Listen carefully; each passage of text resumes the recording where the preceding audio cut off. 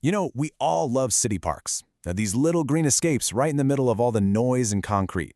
But what if I told you that building a beautiful new park could actually create a really tough, almost impossible choice for the people who've lived in that neighborhood for years?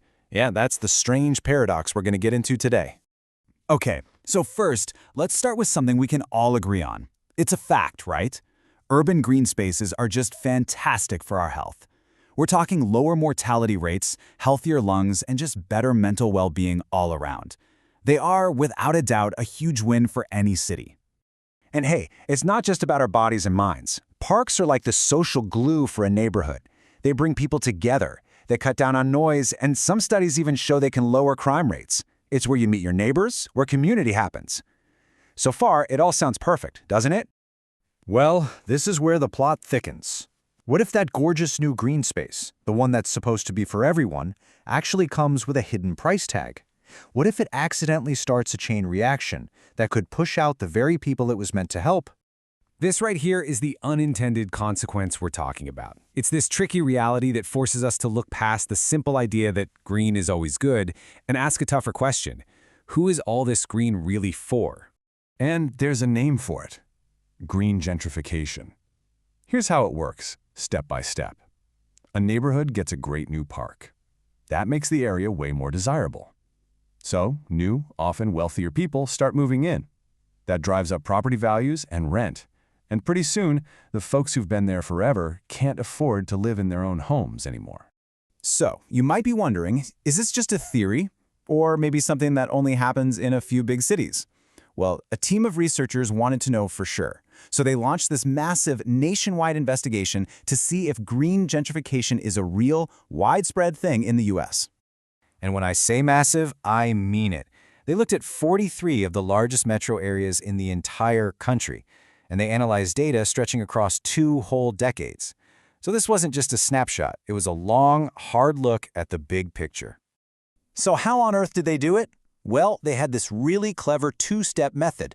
First, they pinpointed what they called gentrifiable neighborhoods, places with lower incomes to start, where there was room for big changes.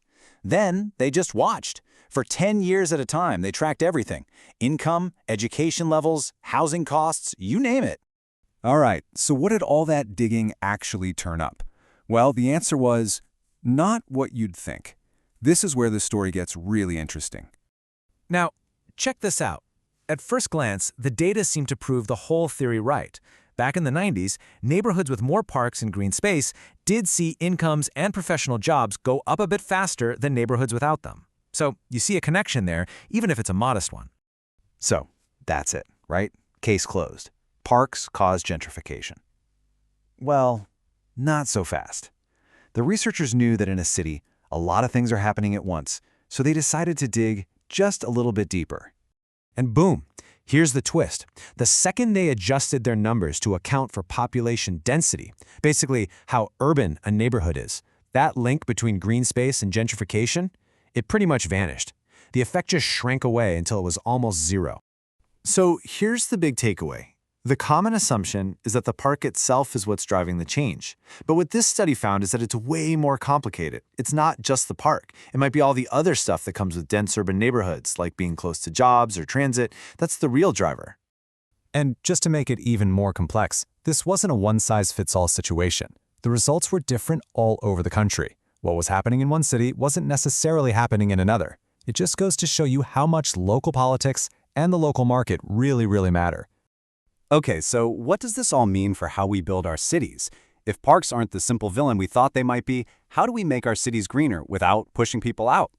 Well, the paper points to this idea of just green enough strategies. And the whole concept is to shift the goal. Instead of building huge, flashy projects to attract big money from outside, the focus is on smaller, community-focused improvements that serve the people who are already living there. And what does that actually look like? It means when you build a park, you also bring in policies like rent stabilization to protect people. It means giving the residents who live there a real say, and maybe even a financial stake, in what happens in their own backyard so they can actually stick around and enjoy it. Which leaves us with this final, massive question. The link between parks and displacement, it's not automatic. It's complicated. So the real challenge isn't if we should make our cities greener. Of course we should. The question is, How? How do we create cities that are both beautifully green and truly fair for every single person who calls them home?